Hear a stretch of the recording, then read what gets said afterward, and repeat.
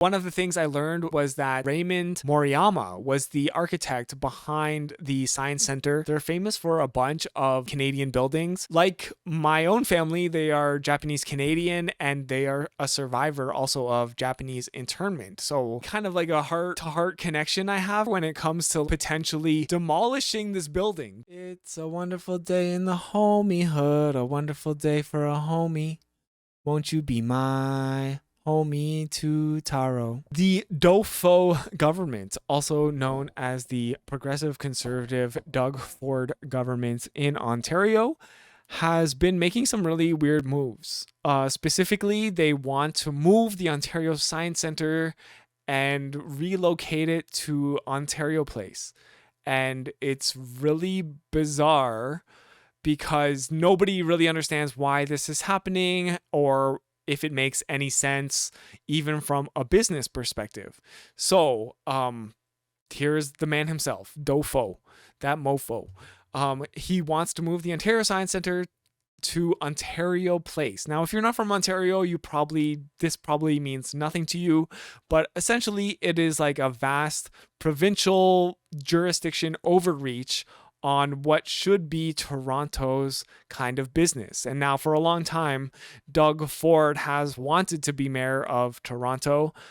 It was once his brother's job, Rob Ford, to be the mayor of Toronto. And you have probably heard, even if you're not from Ontario, about his brother, Rob Ford, smoking crack while he was the mayor of Toronto. A very bizarre move. And I guess the other interesting part about this is that we have an upcoming mayoral election happening. So this is going to be a major issue on the table. Premier Doug Ford is saying that regardless of who wins the city's upcoming mayoral race, that he's going to ram through this legislation. And I don't understand why. And I think seldom people do. There's maps that show the wetlands there. Send them over, Ribbert, if you got them. So he's on record here saying this is prime real estate. We need more venues here in Toronto to attract more tourists. And this is going to be world class, he said. And it's just like, these places already exist. And the Science Center is a beautiful building. It is famous for its architecture. And it's already a tourist attraction, even. You know, like if you were a kid growing up in Southern Ontario, you have probably been to the Science Center on a field trip with your class. I certainly have at least once. My memory is not serving me very well on that. But if I look at some pictures, I'm like, oh yeah, I remember sitting there, you know? So it's like, there's no reason to spend all of this money to move this iconic building, the Ontario Science Center, just like to another location, just so it can be on the waterfront and can be even more state of the art. It's like, okay, well, why don't we you would save so much money if you want to invest that money on just simply cleaning up the current version of it. You know, it's like, why spend this money? So this is all part of a previously announced $350 million spa and water park by Vienna-based Term Group. And again, why? I don't know. Like Italian people want to have their buildings and their water parks and their spas in Ontario. Why? I don't know. A revamped year-round concert space, a new boulevard and public beach, as well as a 1-acre fountain. It all sounds good and well, but it's like what we really just need is like public space, like a public park where you can do maybe some of these things. But we don't need a water park. What is the point of having a water park in a place that's like cold for like 6+ months a year? I genuinely don't know. The plan also includes a train that runs across the island, new event spaces and restaurants, and a new and improved marina with a boardwalk, pier, and village plazas. It sounds all very bougie to me. You know, like I don't know if this is what Toronto needs. I like that a train might go around the island, but also keep in mind that part of this plan is like a massive parking garage, multi-level parking garage, so that everybody can drive to this destination and take their, I don't know, bougie family to the $350 million spa and water park. So very strange. It's not cool. One of the things I learned during this was that Raymond Moriyama was the architect behind the Science Center. They're famous for a bunch of Canadian buildings and are considered one of the kind of best architects in Canadian history. They even designed the Canadian War Museum and also the Canadian Embassy in Tokyo.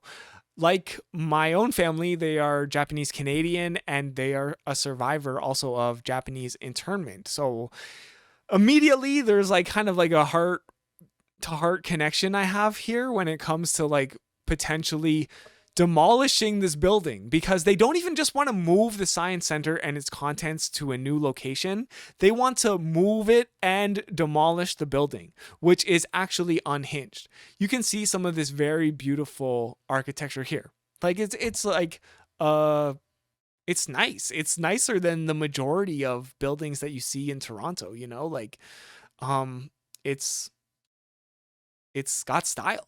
It's got a vibe, you know, and sometimes and the vibe is not just like, hey, this was designed by a corporation, and I can kind of just appreciate that. What really evokes the memories for me are these benches.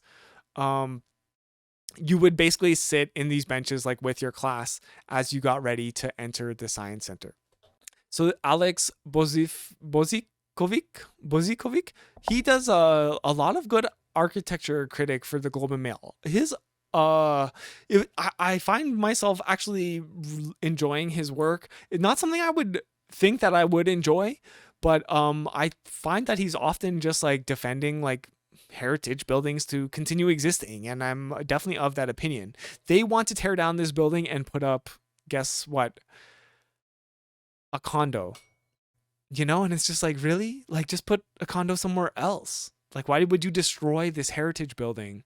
It doesn't have heritage designation, but I don't think it was ever under threat of being destroyed as it is now. And it should be a heritage building. So anyways, the planned Ontario Place redevelopment was already terrible. A caricature of how suburban conservative thinks about public space, water park, endless parking. Now that comes at a cost, stealing jobs from an underserved neighborhood and gutting another modernist landmark, Raymond Moriyama's 1969 Ontario Science Centre.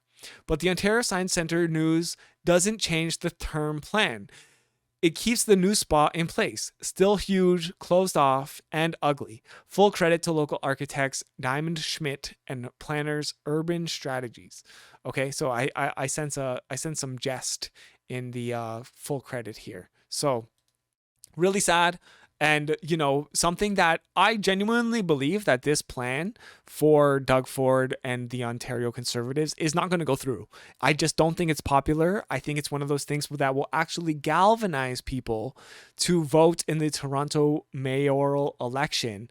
And I think in a way, this could be a political victory for those on the left, because it's a wedge issue. But I think it's definitely not going to be a popular one, even amongst conservatives. It just is an outlandish idea, right? Like, why don't we spend all this money just like moving a building that already exists into a new building that hasn't even been built yet? It's just like, it's an insane notion.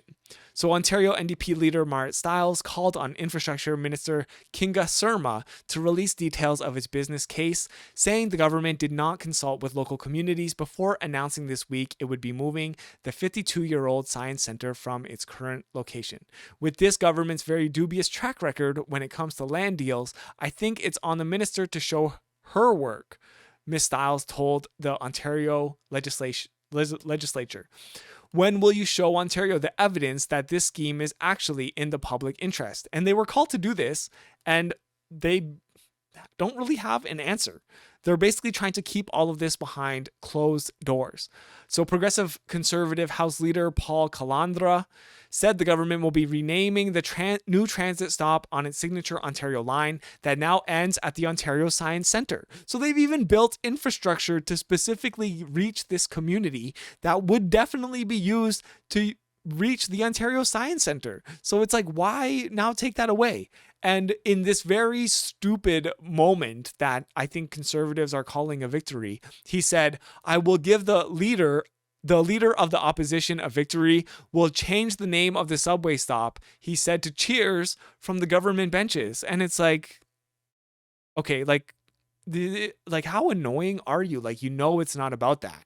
It's not about the name of the subway stop.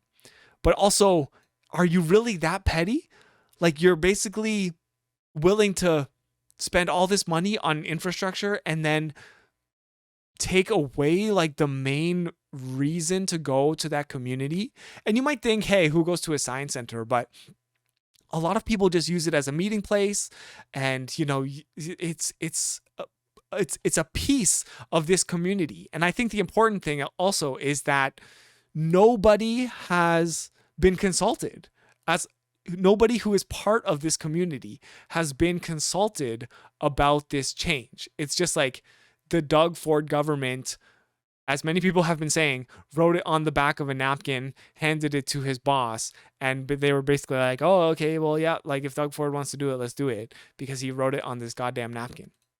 So the interesting part here too, as I said, is that Toronto's mayoral candidates are going to be arguing about this, and I believe that's good. In favor of keeping things the same and maybe not developing Ontario Place in this way is Olivia Chow, as well as Mitzi Hunter and Josh Matlow. So we did another video earlier today, which if you're watching this on YouTube is probably somebody somewhere back there, and we went through some of the mayoral candidates' initial releases of their media. We don't know that much about their platform, but this is definitely going to be something that is a major issue. So the former NDP MP, Olivia Chow, who just jumped in the campaign on Monday, called on the Ford government to halt his plan to move the Science Centre. Ripping the Ontario Science Centre out of the Flemington and Thorncliffe neighborhood is the wrong choice, she said in a statement. It is a precious space for local kids to gather, play, explore, and for parents to share the wonders of the world with their children. It is also a source of good local jobs in the community that is often left out of economic opportunity. So yeah, another great reason there. There's like 800 jobs that the Science Centre creates, and it's like, why not just keep those jobs where they are? Like, you just want to move everything, and so many people will be affected by it. Like, just what for? It's so silly. So Mitzi Hunter, Scarborough MPP, said not every tourist attraction in the city needs to be downtown. If elected, she said she'd keep the Science Centre in its current location and build housing on its parking lot. Hey, there's an idea. There's already like a giant parking lot there. Maybe if you just encourage people to use that new train line that was just built, the Ontario line that was built for, was it $30 billion? Let's see. Yeah, $30 billion infrastructure program that helped get a new subway station to this location. Maybe you could use that to funnel people there, and they wouldn't have to park their car. So we also have Josh Matlow weighing in, saying, as mayor, I'm not going to be taking a go along to get along approach with Premier Ford. Part of his campaign, I think, is definitely going to be something where he can basically show that he can stand up to Doug Ford. I feel like there's a weird like masculinity at play here, especially because Josh Matlow is maybe like a white man and Doug Ford is a white man. I don't know. Even in my brain, I find myself thinking like he'll somehow be like more friendly to Doug Ford and the Conservatives. And I mean, he's wearing a blue shirt in this case too, and his branding is blue and kind of reminds me of the Conservative branding. So I don't know. Something about his vibe makes me think he's not going to be as hard on Doug Ford and the Conservatives as, say, like Olivia Chow. So I don't know, it's just a vibe. This is just vibes based. And then we have Anna Bailao, who is basically the yes woman for John Tory, who I don't think really has a chance at winning, but you never know. Still early days. I have always believed we need to be building housing near transit and bring services to residents, Bailao said in a statement. We need to be working with local communities to meet their needs. Okay, boring, milquetoast. It's kind of like the vibes that we have already seen from her. Mark Sanders, who is the former chief of police and who did nothing but sit on his hands when there was a serial killer afoot who was targeting LGBTQ plus people. He is probably one of the front runners here, leaning on the right side, the conservative side. He is saying we need year-round economic drivers and activity at Ontario Place. It should also be noted that he used to work for Doug Ford, so it's kind of no surprise here that he would be in favor of that. The former special advisor to Premier Ford on the future of Ontario Place said he supports making the space a tourist destination 12 months a year. So wait, he was even part of this future of Ontario Place commission or whatever, and he was the special advisor to Doug Ford. So that is the number one reason for me to not vote for Mark Sanders, is he will without a doubt just be a stooge for the Doug Ford Conservatives. And we got more people here. Okay, I don't really care about these other people. Maybe Brad Bradford has here as mayor as Braden Bradford says here that as mayor of Toronto, I will work with the local community to keep the Science Centre where it has thrived for years. So Brad Bradford really coming in as that kind of like centrist candidate. You know, he's like basically he strikes me as someone who would socially virtue signal towards the left, but he would basically be like a conservative, a wolf in sheep's clothing, if you will. So, you know, that's the scoop. And, you know, we're going to obviously be watching the Toronto election as things unfold. We still got like 2 months before the official day. And I think this is an interesting issue. It's always bizarre to me because I find that these issues of land and how they are allocated are the ones that push people towards change. I think it's because they're so tangible, right? Like we interact with our environment directly, and we understand that on a tactile level.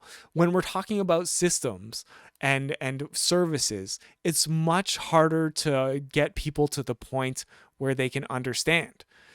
So I hope that this move is just another thing on the list of all the bad stuff that Doug Ford has done. And I hope that the voters in Ontario and Toronto are able to see, yeah, we need to show up to the polls and vote against really bad ideas like this. Why not make sure you don't miss the next video by liking, commenting, subscribing, and ringing the bell? Thank you so much for watching. It's my homie, too, Taro. Peace.